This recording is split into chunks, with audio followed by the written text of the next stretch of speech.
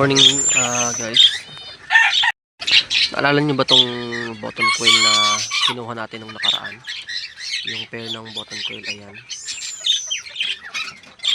So ito kasi ay nung pagkakuha ko, mga 3 days after ng itlog na kaagad sila.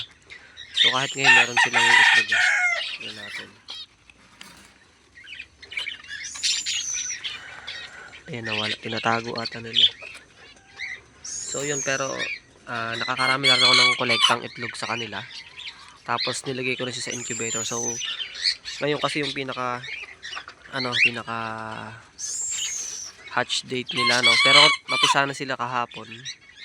Bale, pinatagal ko lang ng isang araw sa incubator para matuyo yung balat nila bago natin sa lagay dito sa labas. So ngayon, dito kasi meron din ako mga mga pugo rito, yung normal na pugo lang, ayan, yung Coturnix ba tawag yan. Ayan. Ito kasi binili ng pamangkin ko, dito niya iniiwan. Ayan, dumami na sila. Tapos meron din ako dito, ayan, mga medyo malaki-laki na. Mga binili ko rin yan, mga sisil pa yan. So ngayon, napisa na kasi yung button coil ko, kaya ginawa ko tong pangalawang kulungan. Ayan. Meron naman siyang division na screen. So ngayon kukunin natin siya dun sa incubator ko kasi tuyo na yung balahibo niya at ready na. At nagulat din ako sa sobrang liit niya. So mamaya papakita ko sa inyo yung difference ng size nila. Mas maliit pa siya dito sa day old na na Coturnix quail. Parang kalahati lang, or parang mas maliit pa. So tara, kunin natin ngayon dun sa incubator ko. Pakita ko na rin sa inyo yung anong klaseng incubator yung ginagamit ko, tapos kung ano yung mga nakalagay doon at kung ilan yung kasya. So tara.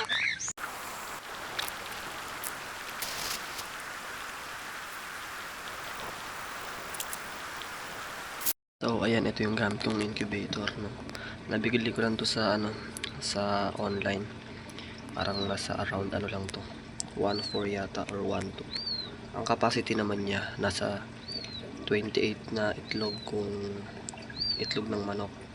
Pero kung pugo, ayan, mas marami kasi sa isang ganyan, isang box. Ang kasya dyan ay mga 4 or 5 itlog ng pugo, no. So ito yung napisa natin na button coil, ayan. Sobrang liit nila. Ang nakalagay din dyan, ito yung itlog ng serama ko. Hatching na rin to, due date na rin. Tapos meron pa tayo dito ng mga itlog ng button coil. Nasa 1, 2, 3, 4, 5 6, 7, 8, 9. Mga 10 pa yung nakalagay na itlog ng button coil. So kung bakit hindi sila sabay-sabay, kasi to, pag nag-itlog yung button coil, per clutch lang siya. Hindi siya dadara-diretso na isang set tapos nagilimlim. Dara-diretso siya. So kinukulik natin. Pag di nyo kasi kinulik yun, kakainin niya yung itlog. So ayan, ito yung ating sisiw. Tignan nyo, napakaliit. So kukunin ko na siya para malagay na natin dito. Ayan. So wait lang.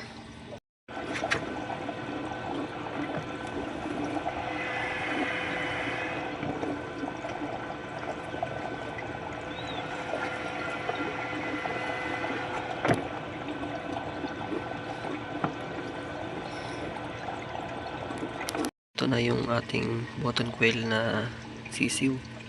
Sobrang liit. Tingnan nyo kung gaano kaliit yan.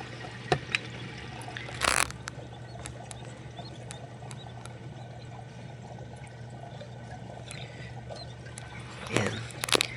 So isasabay ko na rin i-check muna yung itlog ng serama ko. Baka kasi mayroon ng crack. So check ko muna. So ayan yung incubator ko. Meron din siyang ilaw na pang candling. Ayan. So ayan, papisa na rin to. Halos due date niya na lang ngayon So ayan. Ayan.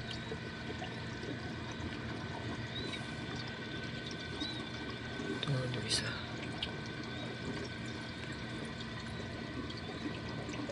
Ayan, Ayan, gumagalaw siya.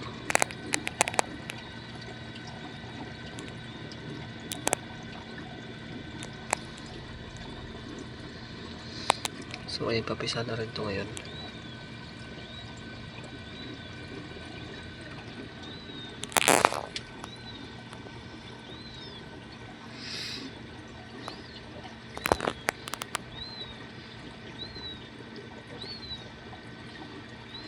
Yan, meron na siyang ano eh. So ayan yung incubator kong gamit, no. Ayan, pwede nyo iset yung temperature. Ngayon nakaset siya ng 37.5. Kasi yun yung required na init ng itlog para mapisa sa button coil siya dito sa Serama egg. Tapos ayan, meron nga siyang ilaw yung kanina. Ayan, pang candling para makita natin kung merong similya yung itlog, no. Tapos ayan, 50 watts siya, 50 watts. Tapos in case na malobat, ito pwede nyo isaksak ito sa battery ng yung mga battery ng motor para mapagana nyo pa rin siya. Tapos meron din siyang fan. Yan, may fan dyan para yung hangin umiikot sa loob, hindi siya yung stagnant. Tapos meron din siyang ganito, ayan, para naman sa tubig, para sa humidity ng incubator. Tapos automatic na rin to, automatic na yan na every 2 hours kusa siyang umiikot. So ito, pakita ko sa inyo, pwede siya kasing paikutin.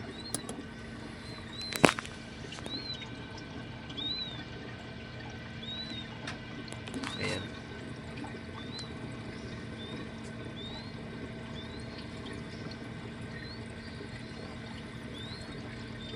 Ayan, so every 2 hours iikot siya ng iikot, every 2 hours. Kasi para naro-rotate yung itlog, no? So kaya automatic na siya. May mas maliit na to, parang 700 lang. Yun. Kung gusto nyo bumili, pwede kayo umorder sa Shopee, meron yan siya. Sa TikTok and Lazada meron din. So yun lang, lalabas na natin itong mga sisiw na to para mapakain natin. So ito, lalagyan natin sila dun sa ating papisaan. So ayan, ito na yung sisiw ng ating button quail, no? So kukuha ko ngayon ng day old. Kukuha ko ngayon ng day old ng sisiw ng pugo, yung normal na pugo. Tingnan natin yung size. Ito. Ayan. So ito yung itlog ng pugo, yung mga binibenta minsan sa mga fiesta yan, or yung pinapa-itlog nila. So yan yung day old to, day old ng Coturnix quail. Ito naman yung day old ng button quail. Ayan. So sobrang liit talaga ng button quail, no? Kahit mo kasi yung parents nila, sobrang liit din. So ngayon, ililipat na natin sila doon sa kanilang paglalagyan. Tapos testing natin kung mapapakain natin. Yung isa nga pala, meron siyang deformities, oh. Kawawa naman. Ito yung isang paa niya. Yan, oh. Nakatiklop lang, hindi niya maibukas. Kawawa naman. Naku, parehas pala ang paa niya. Kaya pala hindi siya makalakad. So yun, lipatan natin sila doon. Yan. So ayan na sila. Yan, kaya hindi ka sila pwedeng isama sa mga pugo na Coturnix. Masyadong malalaki yung mga yan. So yun, may deformity siya. Isa nakasara yung mga ano niya, mga daliri niya. Ayun ko lang na-check. So ayan, check natin silang pakain ngayon kung mapapakain natin. So ayan yung ating button quail, no? Hindi ko pa sila nakitang kumakain, pero babantayan natin sila. So waiting pa tayo dun sa mga ibang itlog. Sana mapisa lahat para maparami natin itong mga button quail natin. Bala ko rin kumuha ng panibagong bloodline, pang timpla sa kanila para magkaibang bloodline yung mga mamibreed natin. At soon sana makapag tayo na ito, makapag alis din tayo ng available natin na ganito.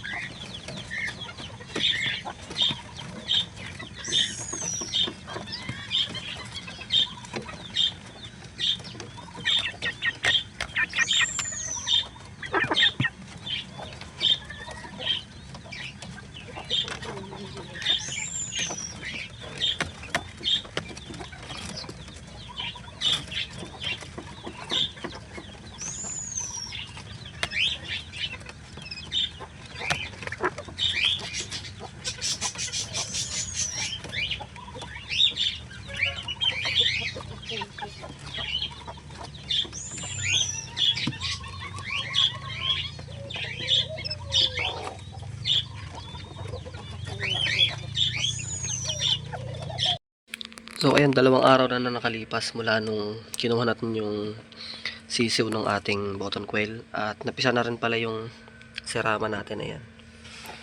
So ihahabol natin sila sa pag-upload. Kukunin na natin to para mailagay dun sa ating brooding cage, no. Andun yung sisiw ng ano ko, ng button quail. Tapos meron na akong binukod ulit na 2 dito. Ito. Ayan. Kasi lockdown na sila. Puro 2 araw kasi pagitan na yan, yung batch na yan. So ito, kukunin ko ng sisiw para madala natin doon sa sa pagkukulungan natin sa kanila. So ayan, ito na sila. Kahapon pa ito napisa. Ngayon natin ililipat doon sa ating kulungan. So tara na, bago pa sila ginawin. So ayan, ito na yung sisiw natin, 2. Bale, ito yung nanay niyan. Papatawasan nyo mamaya kung gaano kaliit. So ayan, ito yung pinaka first pa lang na to. First time na nakapagpapisa siya kasi hindi talaga ako makapagpapisa sa kanya. So baka dito ko na lang siya isama sa kabila kasi baka mabugbog dito ng pugo. So ayan, ito na yung button quail ko, yan. Bali 3-day-old na sila. Ayun o, lakas na. Yung isa nakasara talaga yung paa niya eh. Ito. So ayan, lagyan natin.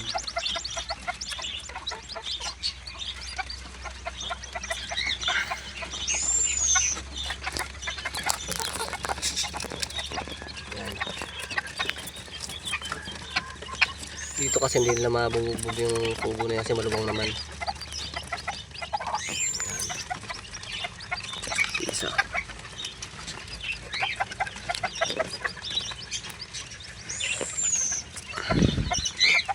Ito yung isang button quail, ayan.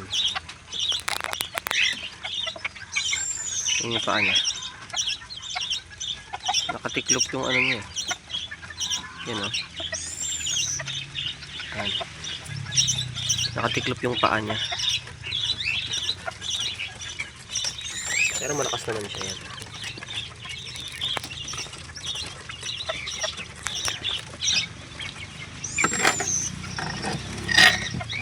Tapos yung pinaka nanay niyan, ito. Nung aking serama. Yan.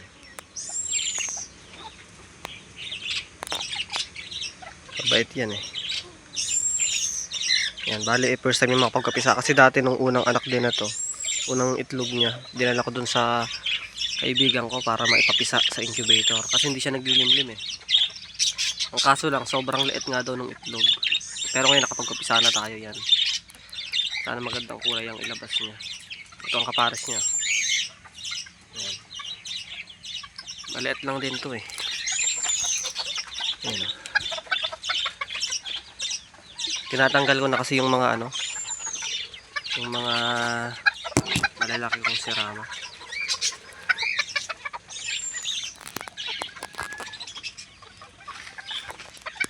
Yan. Tapos sinabong. So ayan. Sana nag-enjoy kayo sa ating maikling video, no. So ayan yung update ng ating pagpipisa. Ayan, serama at ating button quail.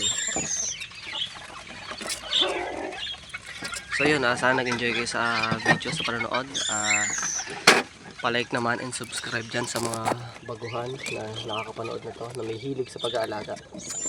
So yun lang, God bless.